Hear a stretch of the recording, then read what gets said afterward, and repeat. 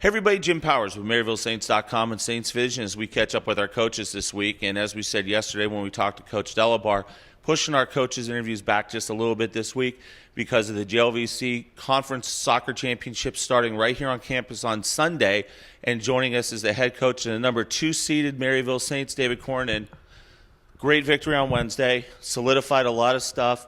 More importantly, 2 seed, playing at home on Sunday. It's got to be very exciting. It is exciting, and obviously one of our goals was to host a home playoff game, so excited for our guys to have that opportunity, to have earned that opportunity throughout the course of the season and, throughout their work that they've done this past summer and spring. So we're certainly pleased to be in this position, although now realize this is a brand new season and we've got some more work ahead of us.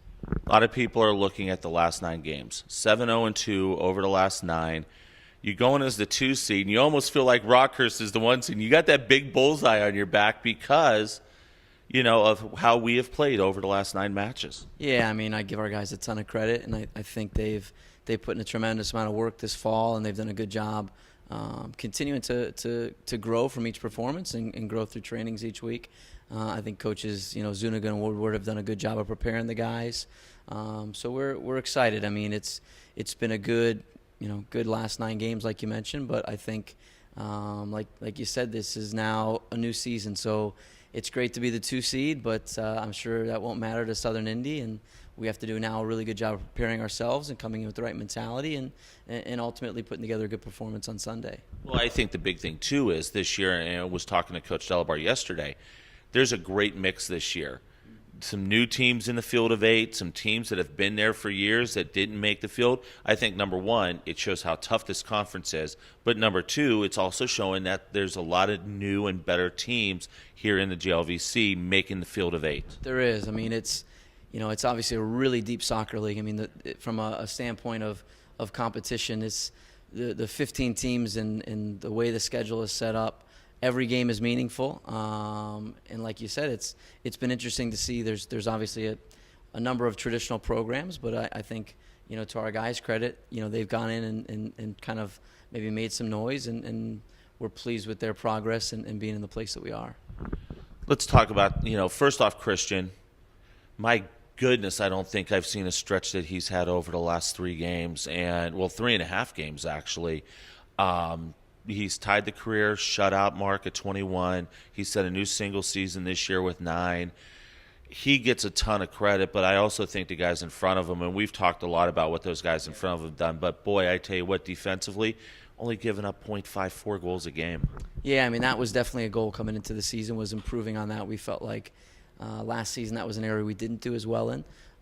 So I agree. I think Christian's leadership, I think his talent level brings a lot of confidence in the team, and as you mentioned, I give our back 4 a ton of credit. I think Billy as a captain has done a good job along that back line, but Ewan and Andrew have played a lot of minutes for us in the center back and both done a really good job there. And the addition of Gavino this past year as well has been another not only defensive threat but someone who can step forward and attack. And as a team, I think our guys from our forward line all the way through our midfielders have been really committed to defending and understand that's a big part of our success throughout the course of a match, and we were certainly tested on that this past match as well.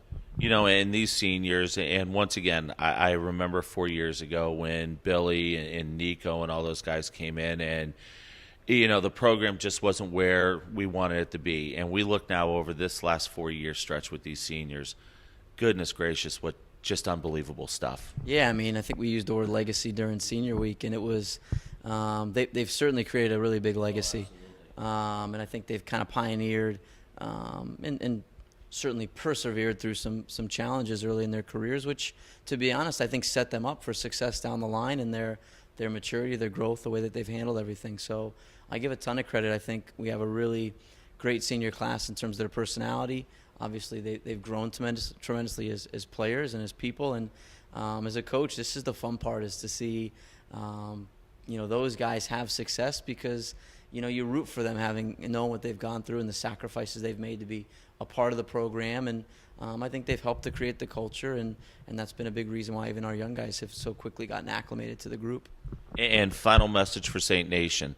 We need everybody on the Hill on Sunday, not only for the men's game at 3, but for the women's game at noon. We definitely do. I mean, it's awesome. I think we're the only team to be hosting a doubleheader in the GLVC quarterfinals.